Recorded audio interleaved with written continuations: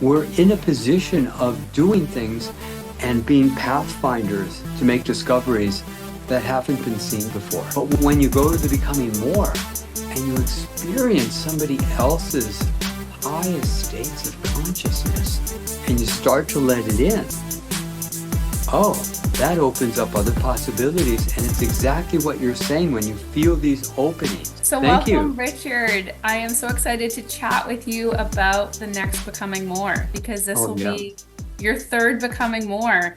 So I want to know, how does that feel for yourself? How does the evolution of becoming more, how is it becoming more itself? And how are you experiencing that?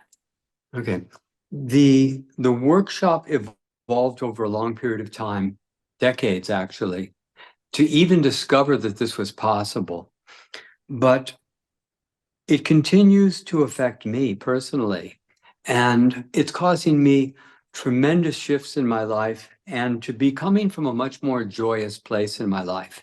And I'm even going to shift some big things that I'm doing because I'm inspired. And when I started, it's like you're beginning a journey, but you don't know where it's going to take you. And so you just have to pack your bags and be willing to go where you go. But I think part of the surprise of becoming more is if you are feeling completely in control and somebody loves you, they may love you in a way that you're not accustomed to loving yourself. That makes sense? Mm. You know, you're experiencing a kind of love you're not familiar with. And if you let it in, you have to change. You can't stay the same person that you were if you're going to let yourself be fully loved. And becoming more is a little bit like that because you're receiving a spectrum of other people's love and you can't control it. Now, either you resist it and block yourself from experiencing the totality of it, or you let it in and you let yourself change. And I'm experiencing profound repercussions from the two seminars. See, the becoming more is, we don't call it a workshop anymore. We're calling it an experience. It's not so much about taking notes. It's about experiencing the work because you're being changed. And the experience continues to have an impact long after the workshop is over. And I'm experiencing it very strongly the last couple of weeks because I finally allowed myself more of the download that I'd been getting to make some huge changes in my life and huge directional changes as well, so that I can fulfill my chosen destiny. And that's what this is about. Mm-hmm. Very cool. I know I'm starting to feel that too. The shifts. And I mean, it was a big part of my story was this control and needing to control. And I appreciate the, like what you said before, once you're loved in a way that you're not used to, it almost makes you kind of stop and take a look at everything. And then in that moment, and this is something I'd love to chat with you about, in that moment, I feel spun around and I feel Mhm. grief. Yeah, it can happen because we develop strong identities. Identity isn't just what you think about yourself, it's how you feel about yourself, what you believe about the world. It's tied into dozens and dozens of large and small beliefs. And it's generally the hardest thing for anybody to do is to change a core belief and their core identity. And you think, well, I'm a person who feels this, who believes this, who acts this way. And maybe that isn't optimum for you. In fact, it never is, because there's always a better feeling place than where you are. It's always possible to become more. And as you receive these gifts from other people through our entire chakra system, through this work, we are always challenged. And sometimes the outer reality is going to work with us to get us to the point of such frustration, stuckness, anger, hurt, whatever it is, to get us to move on. And either we listen to that, oblige it, and make the changes, or we stay stuck.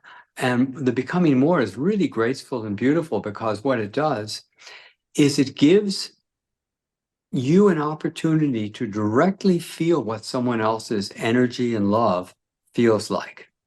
You get to actively experience how someone else gives love and let it in your body. It's not intellectual, but it's a body sensation. Now, is this the main reason why it's an in-person workshop?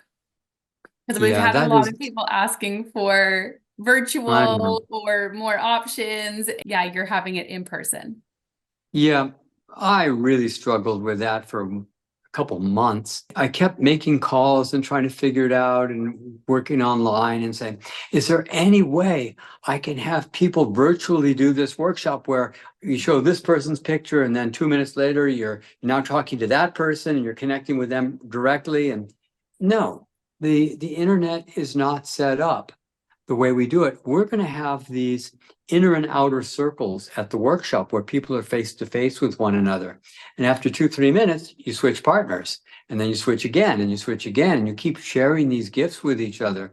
It's a spectacular experience, but there was no way to do it online. And I really tried. Maybe somebody will come up with a different technology where we can do it. And the other thing is, if you make the effort to be in Cancun, it's going to be so worth it because we are at an exquisite retreat center.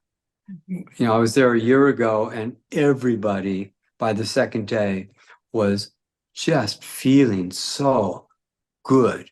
We're connecting with ourselves. So the people who hadn't studied quantum touch well, we're providing a 2-day workshop where people are going to learn basic quantum touch. Even if you've already studied it, it'll reinforce it because you need to be relatively good at running energy to be effective with the becoming more.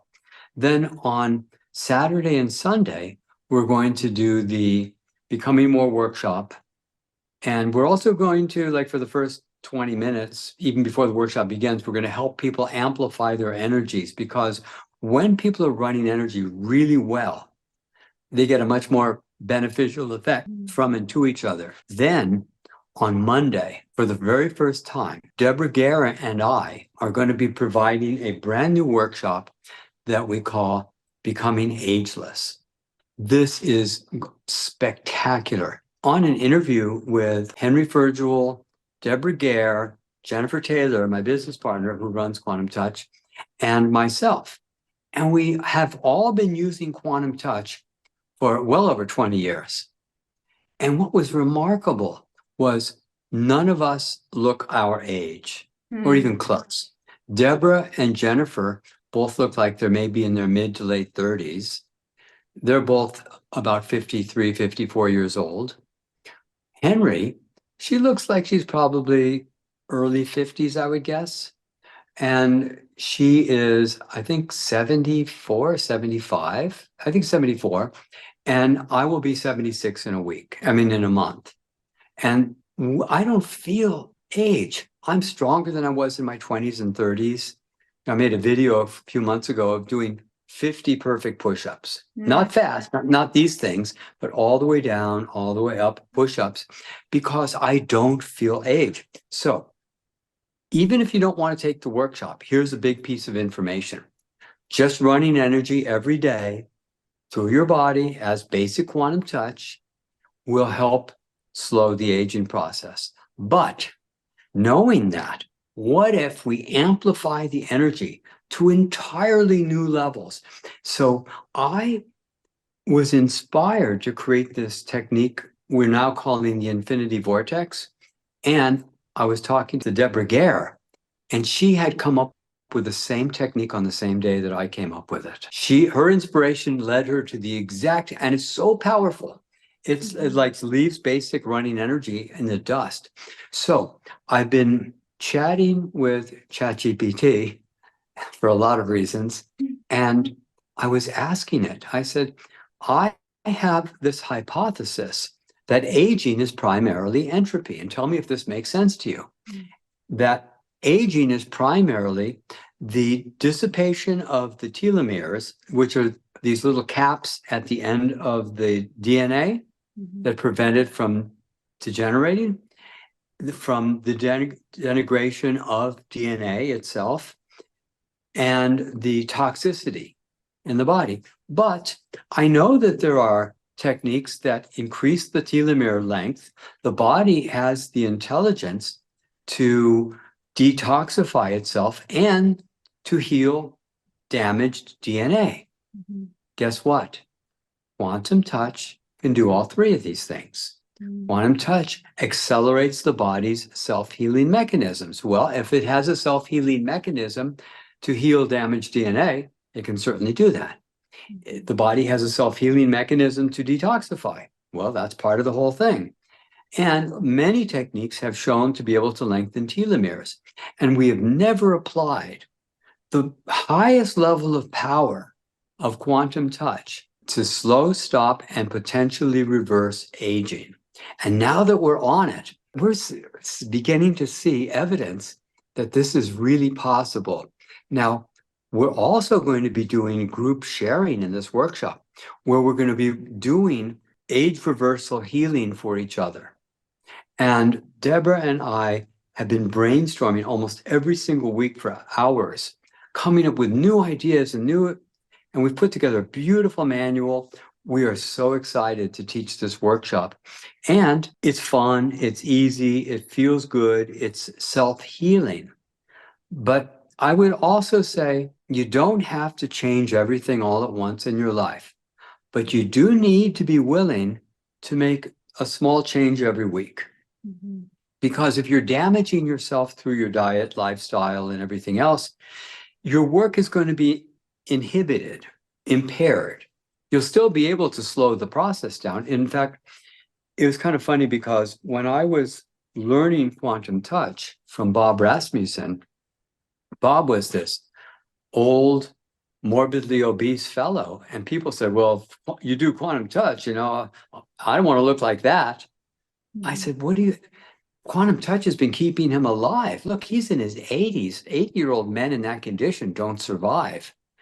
So you can maintain yourself longer with quantum touch energy, but you can do a much better job if you stop poisoning yourself, stop harming yourself. And the combination of the becoming more, so you actually have more motivation to live and to rejuvenate yourself, is quite significant, because ultimately everybody chooses to die. It's not, you don't have to be hit by a truck. You can step out of your body in a meditation and leave.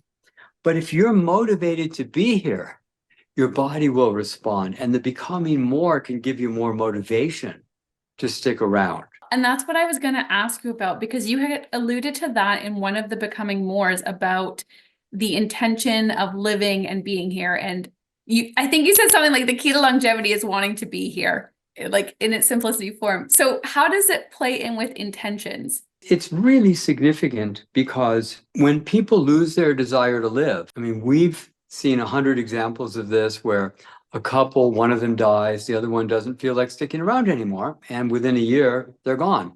Somebody retires and they don't have any motivation anymore, and they're gone very quickly. And on the other side, to see the other side of that same story, somebody decides, I really want to come to my daughter's wedding, or I really want to celebrate my birthday with my family, or I really want to wait for this anniversary.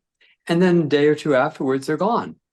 My grandfather had a great big party on the 4th of July. July 5, he was gone. So people wait to have a special event before they go. So if you can delay it or bring it forward, it's really our choice, and it's what we're doing. So ultimately, being able to access deeper levels of joy and intention to be here will certainly extend your life. But if you can include the energetics of raising your vibration to a high enough level, and we haven't proven this yet, so this is still hypothetical, that's our hypothesis. But I believe that if we can raise our energy high enough, long enough, strong enough, we can completely stop aging and potentially reverse it. We don't prove it yet, but I think we have enough evidence to suggest it's highly likely, at the very least right now. So if you combine that theory with the becoming more, I Yes. guess part of it for me is just this allure of like, well, what is more? What else is possible? There is this curiosity. And then I would love to know your thoughts on, because I'll get like glimpses, almost like an image of a future moment or something that I would call a desire, something that, oh, that would be Yes. fun. Yes. And those have been happening a lot over the past year. Or suddenly I just become aware of something. And I would say to my husband, I was like, do you know people are actually doing this? And I'll just describe some random, I'm like, I didn't even know that was possible. And I've had that exact conversation with my husband many times. It's like this expansion in my mind. But I'm Yes. like seeing it internally and then seeing it in some sort of physical demonstration in front of me. It really is true. And the thing to remember is we have been conditioned to be ourselves through an entire lifetime. And I have certain gifts that I'm really good at. And there are certain areas I'm lousy at. Really don't have access to. Each of the chakras represent gifts, abilities, talents, states of being. For instance, I met a man here in Mexico. He's a dear fellow, but he's a first chakra lover. What does that mean? He provides everyone he loves with safety and security. He makes a lot of money and he makes sure everybody's okay. He holds them like in this giant embrace of adoration and love with security. That's first chakra love. Second chakra would be pleasure and creativity and just feeling really good. The third chakra, of course, is emotional expression. I make it safe for you to have all your emotions. Now, there are certain ways that I'm really good at loving and other ways that I'm not very good at all. But when you go to the becoming more and you experience somebody else's highest states of consciousness and you start to let it in, oh, that opens up other possibilities. And it's exactly what you're saying when you feel these openings. I would suggest you take notes whenever that happens and just have a notebook of when you're noticing the opening so you can honor that as deeply as you can, because those are gifts coming from your higher self and the gifts that we received from all the people in the workshop or the experience. Those are ready to express themselves when you are ready to receive them. And there are so many gifts. I never feel like I can receive more than a fraction of what I get when I attend this. But this is the first workshop I've ever both taught and attended. And Well, I and can't wait. that is the next question. Can you kind of talk about like what is like the energy of receivership? Like how do you receive? How can you allow yourself to receive? What happens is we work through all the chakras in the receiving process, but it's not an intellectual process. What it is I'm tapping into my deepest gifts. And I might announce to the other person what the gift is, or sometimes we just give love and so forth. And then when it's my turn to receive 2 minutes later, I don't get it intellectually. I get it in my body, like, oh, I'm feeling something. Oh, I'm expanding. Oh, that feels good. Oh, I get it as emotion and I get it as body sensation, but I don't get it as an intellectual process. Oh, I just learned something about this or that. One fellow in the workshop from Ecuador, on a couple occasions, has shared with me an ease in learning Spanish. Y ahora yo puedo hablar español bastante mejor que antes. I'm much better at just rolling off and understanding Spanish and speaking it. But it didn't really help until I actually made a little bit of effort to get better. But once I did, it started becoming much easier.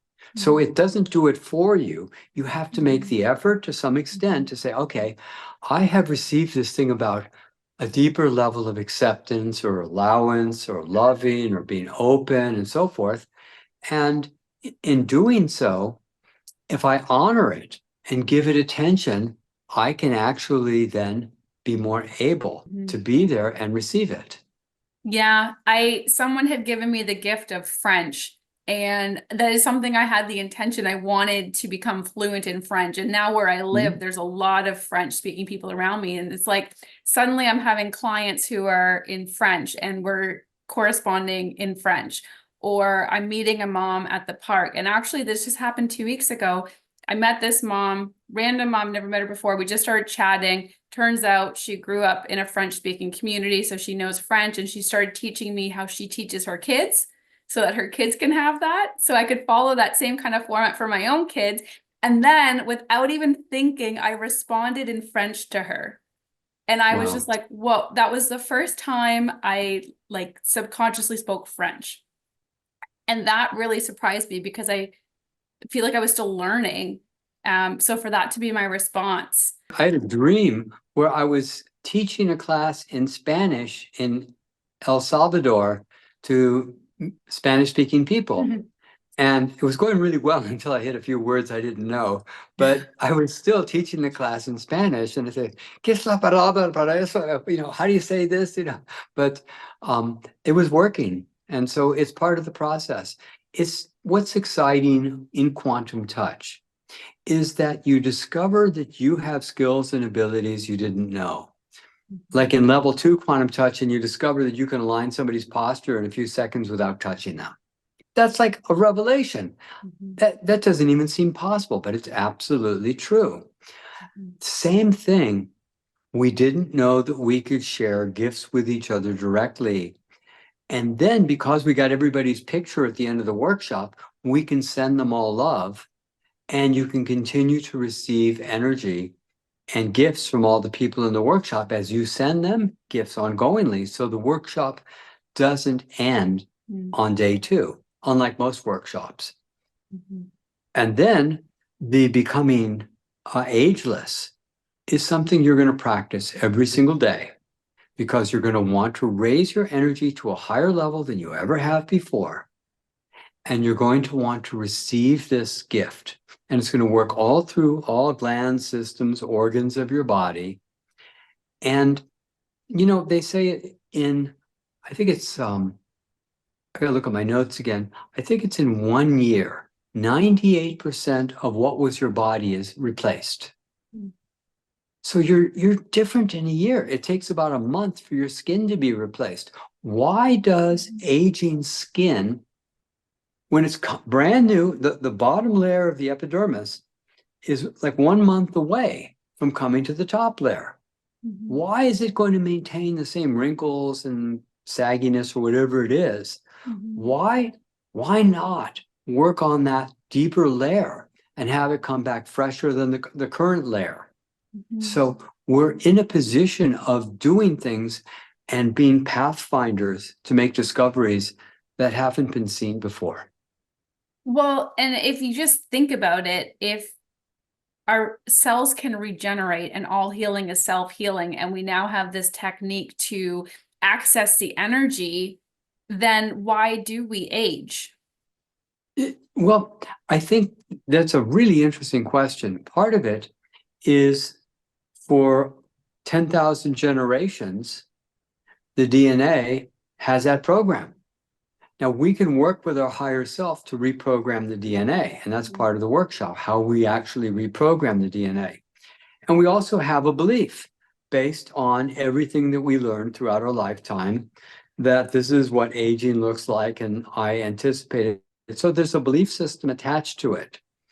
As we become new pathfinders and explore new possibilities of becoming ageless, and that's exactly what I'm experiencing. It's that I don't have any joint issues.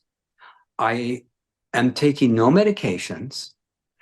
I am much stronger than I was in my 20s. And I walk a few miles a day, and I don't notice it at high altitude going up and down hills. I can sprint. Like the other day, some car started backing up on me, and I'm going, "Whoa," and I just zip to the side, like as if I was 16 years old. You know, I don't feel age. I don't experience it. And so it becomes like a joke. Like, how old are you now? I say, well, the number is going to be in a month 76, but internally, I don't know, I'm not in my 40s or 50s. I don't know. Maybe I don't honestly know. And that's what ageless is, where that just becomes a number. So the separation between your chronological age and your biological age continue to separate. Now, if you get to the point where you stop the aging through energy, well, what if you get to the point where you can become 1 day younger each day? It could take you a whole year to become a year younger.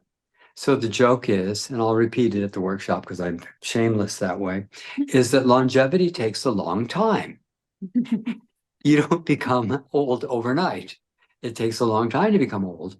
And if we can hold it back. And then when you want to leave consciously, because the worst punishment would be to stay in kindergarten forever. That would be the worst punishment. You have to listen to Barney the Purple Dinosaur singing, I love you, you love me for all eternity. But when you're ready to leave, you don't have to wait to get sick and infirmed or hit by a truck. You simply go into a meditation, connect with your higher self and say, let's go. Let's do this now. And you just step out and keep going. Just leave without having to be sick. So this is the inspiration. This is the inspiration where this goes. And if you have the opportunity, get your passport together and come down to Cancun. This is a memorable thing because we're only doing this like once a year now. And this is it. This is the time. As you were talking about that, I just got the idea of so we're just going to outgrow all these aging stories. Yeah, that's basically it. We take these old stories of well, when I was your age, and all that kind of stuff. And we say, screw that. And we create something brand new. We create a new path. That's what a pathfinder is. You find a new path. And at first, it's just a few people, and then a few more. And eventually, you get where it becomes common. And then eventually, everybody wants to do it. But with all these people spending billions of dollars studying anti-aging, and I've written to them, and they all completely ignore me because they don't believe there's any such thing as life force energy. So as well as they're trying to create ways of keeping flatworms alive longer and all this extensive research, they're leaving out quantum touch and life force energy from their ideas and calculations. And it's so short-sighted. So I send them photographs of what aging skin looks like, and you run energy into it for 10 minutes. Now, it doesn't have those crepe paper look to it anymore. You see pictures of people who have had what we'll call an energy facial, where you really run energy. And we're going to do this at the workshop. We're going to give each other some energy facials and take before and after pictures. But it's really dramatic. But there's so many things that they could be studying. But because they think that everything will be explained with math and physics, and this is outside of their belief system, they won't look at this. So we just have to let them be because they're not ready to explore this. And there's just going to be a whole new generation. I think about this as I raise my kids, and I feel because I came into quantum touch because of my infertility struggles, but then the growth I've had since learning quantum touch has made me a completely different parent, made me a parent I didn't know was possible. I parent in ways I never would have had modeled for me, and very intuitive and in connection with my children. And it's really interesting to have this experience of how I've now learned to parent my children based on their needs, and then to find out there are other parents doing this too. And there's a whole movement. It's called conscious parenting and connected parenting. And there's all these terms for it, and people have written books on it. And I'm like, I've never read that book, but I'm still living, I guess, by the same principles. And the biggest thing, and you kind of talk about this when you talk about your life vision of when a child is I don't want to say overacting, but acting out, it's who can give this child love. And I've really changed my perspective around my kids if they're having a temper tantrum. It's not, I need to punish them and send them to their room or whatever I would have done, but really just hold that space and show them love. But then what comes out of that is a playful nature. And learning to be playful with them. Yes. And I mean, I feel like these kids are then going to grow up because they're going to have a completely different story. And I see this in Absolutely. my daughter. She has such confidence because she doesn't know not to be. Like she hasn't had any of those stories to tell her she can't be. And it's just Exactly. fascinating to know. I see that in my own kids, and then I can see that in other people too. So it's like there's pockets of people and it's spreading, which is really exciting. Well, it's working with those who are ready and want to grow. And whether it's a lot or a few, we're here for you. And it's going to be an adventure because this is the ultimate adventure, is our own transformation. And there's nobody who's going to do it for us. We have to do it ourselves. And we have to be ready to be willing to stretch and go beyond what we thought we were and what's possible. And that's what this is all about. I heard this one concept about energy. It's like accessing the energy isn't the problem, it's releasing it. Like we don't know how to release it. Or would that play into having that intention? The biggest problem isn't releasing the energy, it's self-honesty. Because if people are not self-honest, they're not going to release the intensity of their emotion. And part of the becoming more experienced is to not hold back. And when I did the first one, I was holding back on the first day because I'm not accustomed to being around a lot of people who are grateful for me. Maybe they are, but I don't see them in my life. And being in a room of like 50, 60 people who are just so grateful that I've given them gifts that have changed their life, I was in a state of like mild denial and shock. And I was kind of numb. But by the second day, I had let it in. Wow, they really appreciate my work. And this is great. I'm feeling really happy about it. But at first, I was resistant because my self-image and the way I carry myself and the way I hold myself doesn't feel that kind of gratitude for how people appreciate what I've given to the world. Since it's out of my sight, I just don't experience it. So we're all challenged on the first day of becoming more because we're going to be loved in ways we're not comfortable or accustomed to yet. And by the second day, we're acclimating more to it. And it's wonderful. This is great. And as we allow ourselves to expand, then we can really let it in. So about difficulty releasing, I don't think it's difficult to release. The part that's hard to release is the intensity of the suppressed emotion.